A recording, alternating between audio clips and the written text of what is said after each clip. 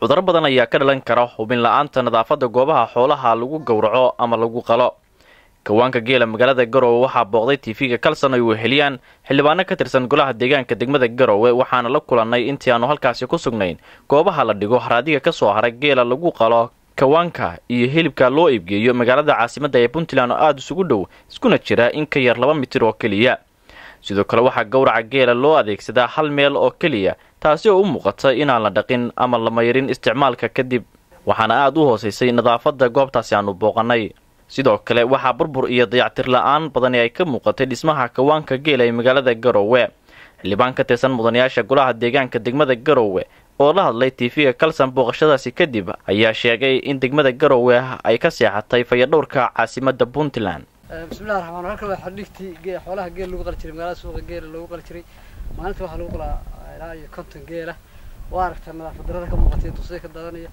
baarta biyihii xafada intuu jiray dugsiga iyo bilaa waa aragtay waxa lagu talagalay maalinta in laga ogeero 20 biyo hal biyo ma dhaqin ismaarta soo yahay halka cudurka ka dhashay dawladda waxa ku guuldareystay wax ka qabatay nadaafadda guddiga fulinta dawladda noo golaha deegaanka la shacabka noo sheegay waa soo bandhigaynaa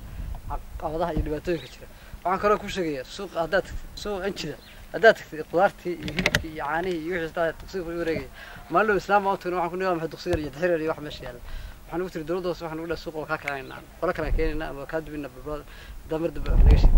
laga sheegay hanooyman annaga xildhibaanana noo sheegtay annaga waqtiga guddiga fulinta maayarka ilaa hadda waxa ka weesaqaban. sidoo kale wadooyinka dhex mara magaalada Garowe ee caasimadda Puntland ayaa u muuqda in nadaafadoodu ay tahay kuwa aad u hooseysa.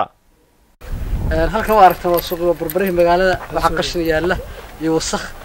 iyo bakteeriya ka dilaac karta hadda roob yimaado oo magaalada dhexdeeda dawladda waxa ku guuldareysatay maamulka hadda jira guddiga fulinta waxa ku guuldareystay inuu qashka magaalada ka ruuyo dayactir ku sameeyo farihii xoolaha lagu qali jiray waa suuqii geel lagu qali jiray soo dayacay waa aragtaan dakhli bay ka qaataan aan caadi ahayn dakhliga dadka dib ugu celiso waxaan Garowe geynaa wadooyin badan oo GBL-ga kumaal gariyay